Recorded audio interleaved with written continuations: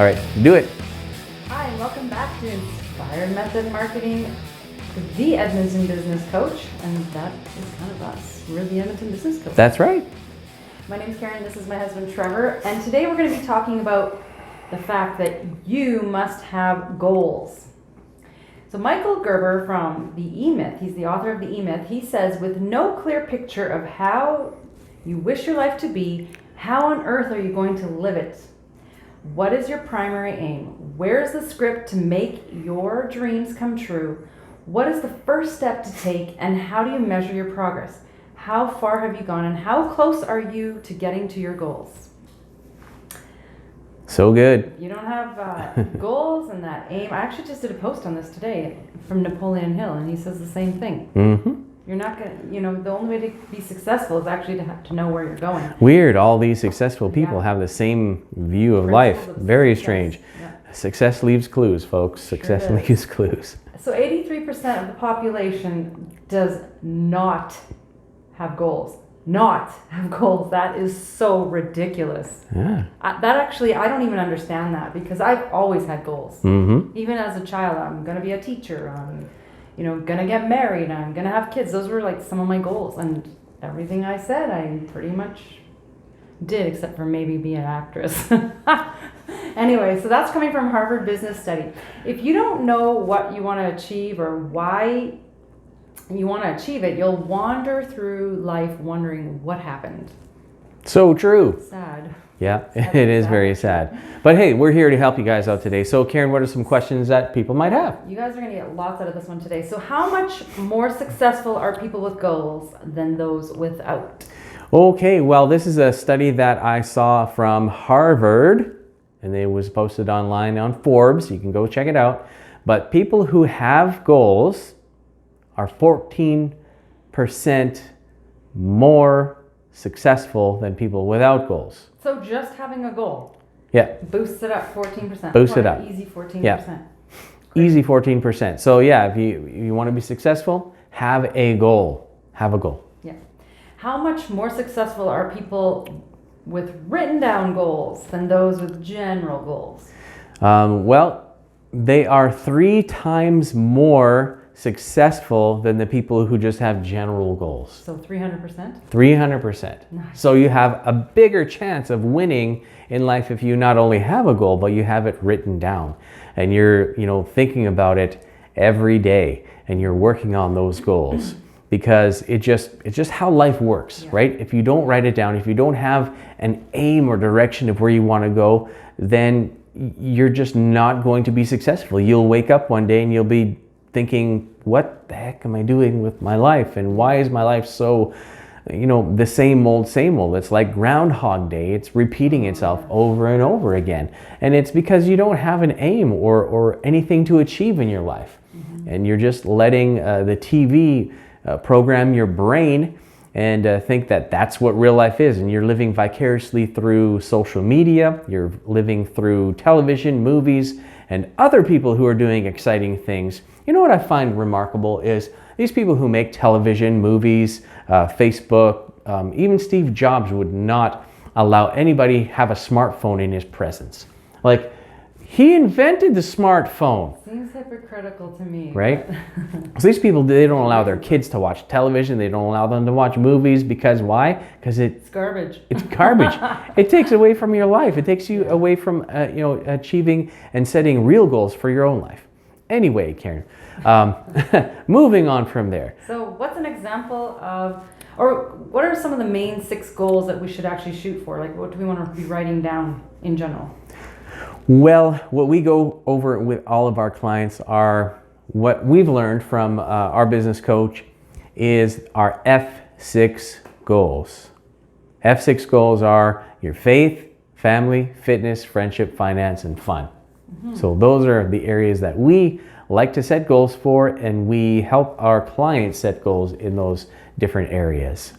Okay, so what's an example of a faith goal? Well, a faith goal, if you are a person who is a person of faith, so a person who is either Christian, Muslim, Hindu, whatever, somebody who follows, considers himself a believer in God, having a goal saying, maybe I'm going to be sure to pray every day or read my Bible or listen to an uplifting podcast.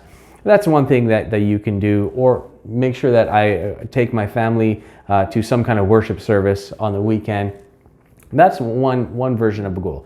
There's a lot of people out there that don't ascribe to any faith, but you're still a spiritual being, and you still want to contribute to other people. So it could be, that you want to start a nonprofit organization, or you want to give of your time to, let's say, 1 hour a week or 1 hour a month to a cause that you believe in, whatever that may be. So some kind of a way that you connect your spirit to the rest of the world at large. Mm-hmm. Yeah. What would be a good example of a family goal? Family goal. So an example of a family goal is to spend time with them, right? You're here working hard on your business, and you're doing all of this stuff, taking care of customers and dealing with employees and creating systems and checklists. But what about your family? Aren't they the reason why you started that business in the first place? You could have more time with them, right? You wanted time freedom and financial freedom so you could spend time with your family and show them how much you care about them by being with them and being present. So what I have done is I've made it a goal of mine to, like, when I'm with my family, I'm with my family and I'm present with them, and to spend time with them at least 1 day a week, undivided attention, so that they know that I care about them, and I'm not just a shadow that passes through the house and eats, sleeps, and goes back to work, right? And that's kind of in another video we talked about scheduling and why you stick to the schedule, because that allows you on that 7th day, which is the day you're not going to work on your business or in your business, it allows you to have that time for your family. So yeah, absolutely. Yeah. So Karen, why is having a fitness goal important? Wow, it is like the only way to get to that next level. If you make a plan and stick to it, is what I always say. That's what I always say. That's good advice. It's good advice. So without that plan, you'll just first of all, you won't know how you're going to go from point A to point B. And even if you try to move from like being sedentary to, running 10K, for example, you could actually hurt yourself if you don't do it right and don't do it progressively the right way. And you could actually quit because it's boring, or you don't know what you're doing, or you're not sure if you're even going to get to that place. So you want to have that thought out, detailed, step-by-step plan and to get you to that goal. So obviously to have your health is super important, because what is everything else if we don't have the health? That's right. Right? So fitness is a huge part of that. Massive. Okay, now maybe you should ask this one of me, because okay. I had Let's see if you this can one's actually hard. answer this Okay. one. How difficult was it setting a friendship goal for you, Trevor? Man, it was so hard. So hard, because right now we are building and growing Inspired Method because we want to be the Edmonton business coach that people trust in and want to go to and use to help them grow their business. And right now I just don't have a lot of time for friends.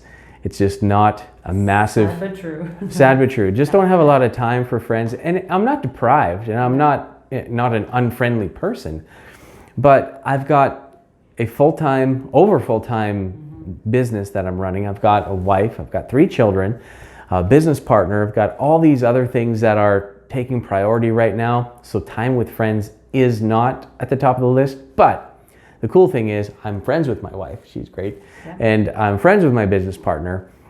And as we go down the road and we get more clients, we will find more people that we connect with and that are more along our speed because they're building their business at the same time. So I'm okay with that. Mm-hmm.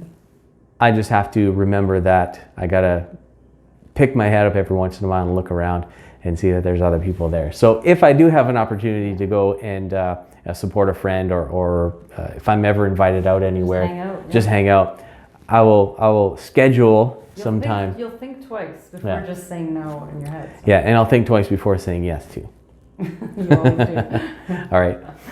So what are examples of finance goals? Finance goal. So a finance goal can be something, grandiose and large, like I want to make $1 million in this next year. Mm-hmm. But in a lot of cases, some people's goals aren't that huge. They don't want to do that.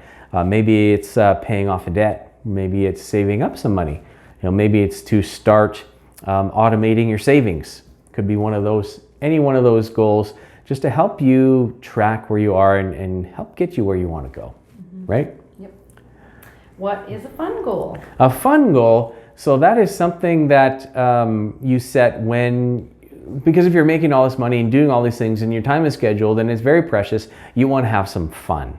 You want to enjoy yourself with the people that are around you, right? So that could be anything. Could be golfing. You may really enjoy golfing, or you may enjoy playing music. You might enjoy traveling.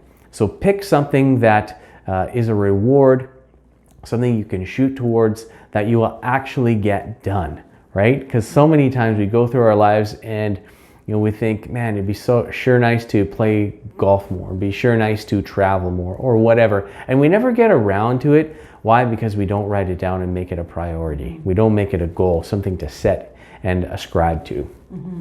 So is writing down your goals a guarantee that you will reach them? Unfortunately, no. I wish it was that easy, because I would be writing down all kinds of crazy stuff. I want to reach this and this and this and this. I would have stuff written out for days as to what I want to achieve if it was that simple.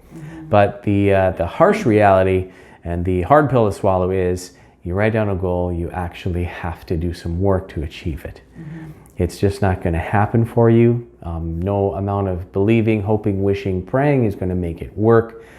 Nothing works unless you do. And that's just a plain and simple fact. And that's all I've got to say on that topic. And we will have more to share with you on goals. Karen, why don't you sign us out? If you liked what you saw, give us a thumbs up and a comment if you have any questions or comments. And subscribe to the channel to stay up to date with everything that your Edmonton business coach will be sharing with you in the future. Thanks, guys. Have a good time. Bye.